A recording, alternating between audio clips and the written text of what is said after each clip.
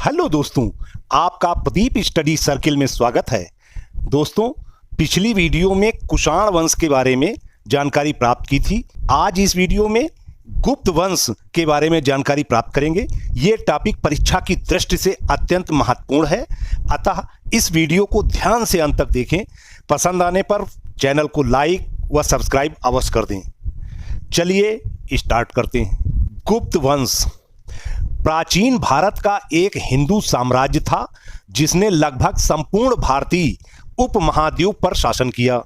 इतिहासकारों द्वारा इस अवधि को भारत का स्वर्ण युग माना जाता है। मौर्य वंश के पतन के बाद दीर्घ काल में हर्ष तक भारत में राजनीतिक एकता स्थापित नहीं रही।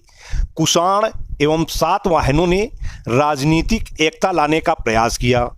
मौर्योत्तर काल के उपरांत तीसरी शताब्दी ईस्वी में 3 राजवंशों का उदय हुआ, जिसमें मध्य भारत में नागशक्ति, दक्षिण में वाकाटक तथा पूर्वी भारत में गुप्त वंश प्रमुख हैं।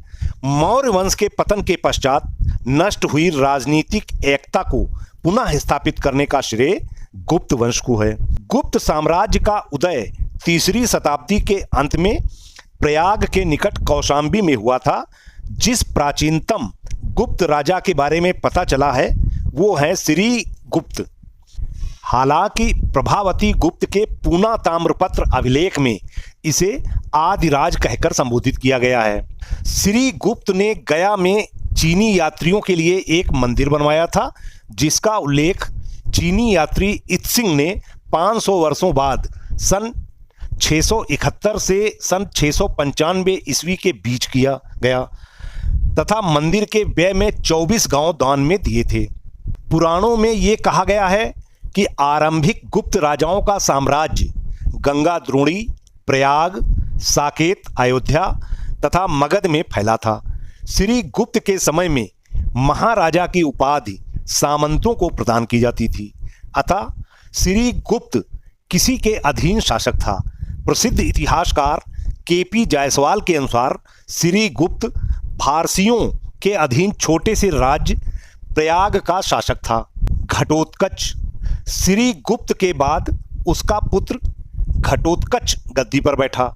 280 ईस्वी से 320 ईस्वी तक गुप्त साम्राज्य का शासक रहा।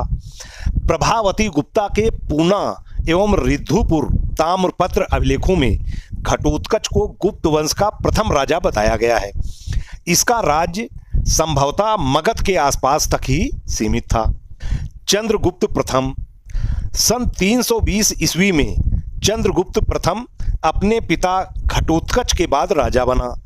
चंद्रगुप्त वंशावली में पहला स्वतंत्र शासक था। इसने महाराजा धीराज की उपाधि धारण की थी। चंद्रगुप्त ने लिच्छवी संघ को अपने साम्राज्य में सम्मिलित कर लिया। इसका शासनकाल 320 ईस्वी से 335 ईस्वी तक था। चंद्रगुप्त ने गुप्त संवत की स्थापना 319 से 320 ईस्वी में की थी। गुप्त संवत तथा शक संवत के मध्य 241 वर्षों का अंतर था। चंद्रगुप्त ने लिच्छवियों के सहयोग और समर्थन पाने के लिए उनकी राजकुमारी कुमार देवी के साथ विवाह किया। कुमार देवी के साथ विवाह संबंध करके चंद्रगुप्त प्रथम ने वैशाली राज्य प्राप्त किया। चंद्रगुप्त ने जो सिक्के चलाए उसमें चंद्रगुप्त और कुमार देवी के चित्र अंकित होते थे।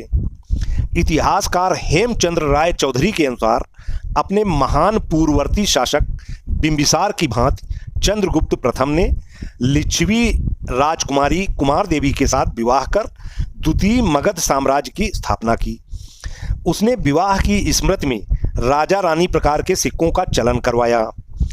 इस प्रकार स्पष्ट है कि लिच्छवियों के साथ संबंध स्थापित कर चंद्रगुप्त प्रथम ने कौशाम्बी तथा कौशल के महाराजाओं को जीतकर अपने राज्य में मिलाया तथा साम्राज्य की राजधानी पाटलिपुत्र में स्थापित की। अगले शासक हैं समुद्रगुप्त। चंद्रगुप्त प्रथम के बाद 335 ईस्वी में उसका तथा कुमार देवी का पुत्र समुद्रगुप्त राजगद्दी पर बैठा। संपूर्ण प्राचीन भारतीय इतिहास में महानतम शासकों के रूप में गिना जाता है। समुद्रगुप्त का शासनकाल राजनैतिक एवं सांस्कृतिक दृष्टि से गुप्त साम्राज्य के उत्कर्ष का काल माना जाता है। इस साम्राज्य की राजधानी पाटलिपुत्र थी। समुद्रगुप्त ने महाराजाधिराज की उपाधि धारण की। वे स्वयं को लिच्छवी दोहित्र कहे जाने पर गर्व का अनुभव करते थे। उसका सबसे महत्वपूर्ण अभियान दक्षिण की तरफ दक्षिणापथ था। इसमें उसके 12 विजयों का उल्लेख मिलता है। समुद्रगुप्त एक अच्छा राजा होने के अतिरिक्त एक अच्छा कवि तथा संगीतज्ञ भी था। उसे कला मर्मज्ञ भी माना जाता है। हरिसेन समुद्रगुप्त का मंत्री एवं दरबारी कवि था।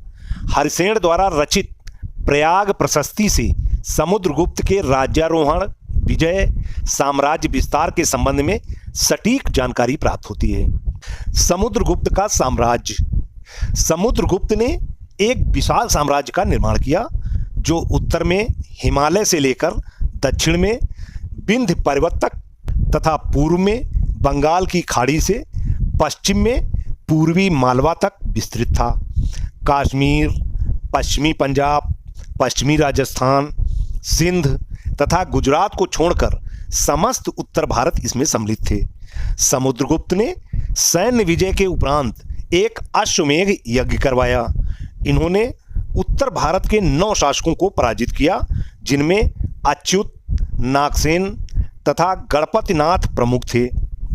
समुद्रगुप्त के काल में सदियों के राजनीतिक विकेंद्रीकरण तथा विदेशी शक्तियों के आधिपत्य के बाद आर्यावर्त पुनः नैतिक, बौद्धिक तथा भौतिक उन्नति की चोटी पर जा पहुंचा था। समुद्रगुप्त का देहांत 380 ईस्वी में हो गया। समुद्रगुप्त के बाद रामगुप्त सम्राट बना, लेकिन राजा बनने में विभिन्न विद्वानों में मतभेद है। विभिन्न साक्ष्यों के आधार पर पता चलता है कि समुद्रगुप्त के 2 पुत्र थे, रामगुप्त तथा चंद्रगुप्त। रामगुप्त बड़ा होने के कारण पिता की मृत्यु के बाद गद्दी पर बैठा, लेकिन वो निर्बल एवं कायर था। वो शकों द्वारा पराजित हुआ और अत्यंत अपमानजनक संधि कर अपनी पत्नी ध्रुव स्वामिनी को सकराज को भेंट में दे दिया था। लेकिन उसका छोटा भाई चंद्रगुप्त द्वितीय बड़ा ही वीर एवं स्वाभिमानी था। वो छद्म भेष में ध्रुव स्वामिनी के वेश में सकराज के पास गया। फलतः रामगुप्त निंदनीय होता गया। तत्पश्चात चंद्रगुप्त द्वितीय ने अपने बड़े भाई रामगुप्त की हत्या कर दी और उसकी पत्नी से विवाह कर लिया और गुप्त वंश का शासक बन बैठा। चंद्रगुप्त द्वितीय 375 ईस्वी में सिंहासन पर आसीन हुआ। वह विक्रमादित्य के नाम से इतिहास में प्रसिद्ध हुआ। उसने 375 से 415 ईस्वी तक कुल 40 वर्ष शासन किया। चंद्रगुप्त द्वितीय ने शकों पर अपनी विजय हासिल की, जिसके बाद गुप्त साम्राज्य एक शक्तिशाली राज्य बन गया। उसने विक्रमांक, विक्रमादित्य, परम भागवत आदि उपाधियां धारण की।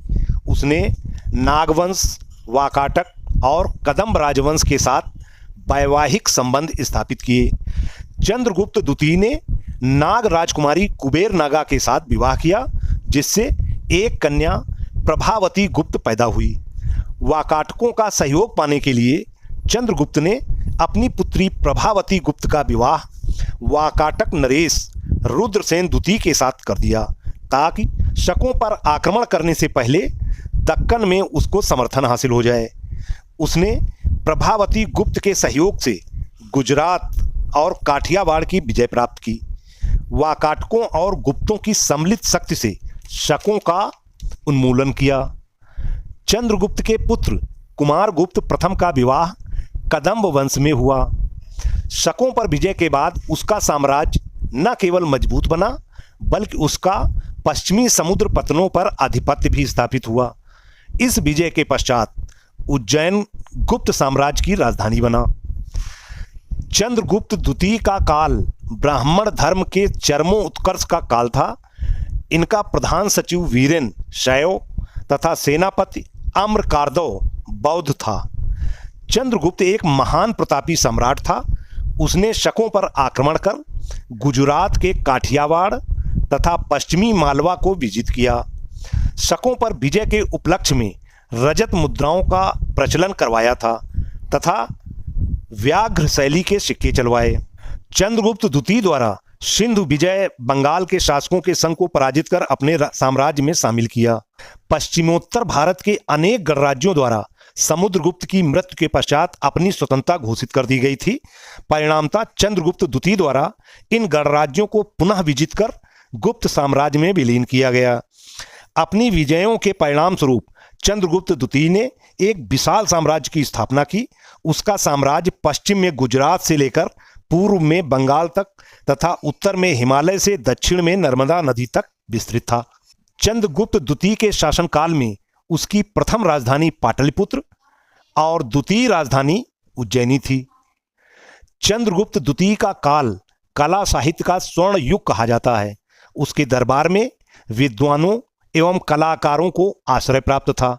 उसके दरबार में 9 रत्न थे: कालिदास, धनत्वरी, छपणक, अमर सिंह, शंकु, वेताल भट्ट, घटक करपर, वारामिहिर, वररुच, आर्यभट्ट, विशाखदत्त, शूद्रक, ब्रह्मगुप्त, विष्णु शर्मा और भास्कर्याचार्य उल्लेखनीय थे। कुमारगुप्त प्रथम चंद्रगुप्त द्वितीय की मृत्यु के बाद सन 415 में सत्तारूढ़ हुआ। अपने दादा समुद्रगुप्त की तरह उसने भी अश्वमेध यज्ञ के सिक्के जारी किए। कुमारगुप्त ने 40 वर्षों तक शासन किया। गुप्त शासकों में सर्वाधिक अभिलेख कुमारगुप्त के ही प्राप्त हुए हैं। उसने अधिकाधिक संख्या में मयूर आकृत की रजत मुद्राएं प्रचलित की थीं। उसी के शासनकाल में नालंदा विश्वविद्यालय की स्थापना हुई थी। कुमारगुप्त प्रथम के समय में हूणों का हमला हुआ एवं पुष्यमित्र के साथ युद्ध हुआ। पुष्यमित्र के आक्रमण के समय ही गुप्त शासक कुमारगुप्त प्रथम की 455 ईस्वी में मृत्यु हो गई। स्कंदगुप्त कुमारगुप्त प्रथम की मृत्यु 455 ईस्वी में होने के बाद उसका पुत्र स्कंदगुप्त सिंहासन पर बैठा। उसने सर्वप्रथम पुष्यमित्र को पराजित किया और उस पर विजय प्राप्त की। स्कंदगुप्त ने 12 वर्ष तक शासन किया। स्कंदगुप्त ने विक्रमादित्य, क्रमादित्य आदि उपाधियां धारण की। स्कंदगुप्त का शासन बड़ा उदार था। इसमें प्रजा पूर्ण रूपेण सुखी और समृद्ध थी। स्कंदगुप्त एक अत्यंत लोकोपकारी शासक था, जिसे अपनी प्रजा के सुख दुख की निरंतर चिंता बनी रहती थी। स्कंदगुप्त ने सुदर्शन झील की मरम्मत कराई थी। स्कंदगुप्त ने हूणों को करारी शिकस्त दी। स्कंदगुप्त राजवंश का आखिरी शक्तिशाली सम्राट था। सन 467 ईस्वी में उसका निधन हो गया। हालांकि गुप्त वंश का अस्तित्व इसके 100 वर्षों बाद तक बना रहा, पर धीरे धीरे कमजोर होता गया। स्कंदगुप्त के बाद इस साम्राज्य में निम्नलिखित प्रमुख राजा हुए: पुरुगुप्त, कुमारगुप्त द्वितीय, तीसरे हैं बुद्धगुप्त, चौथा नरसिंहगुप्त बालादित्य, पांचवें हैं दामोदर गुप्त, छठा महासेन गुप्त, सातवां देवगुप्त, आठवां माधव गुप्त आदि। अंततः गुप्त साम्राज्य का 550 ईस्वी में पतन हो गया। बुद्धगुप्त के उत्तराधिकारी अयोग्य निकले और हूणों के आक्रमण का सामना नहीं कर सके। दोस्तों, अब ये वीडियो समाप्त करते हैं। अगली वीडियो में इतिहास का कोई टॉपिक लेकर फिर मिलेंगे। Thank you.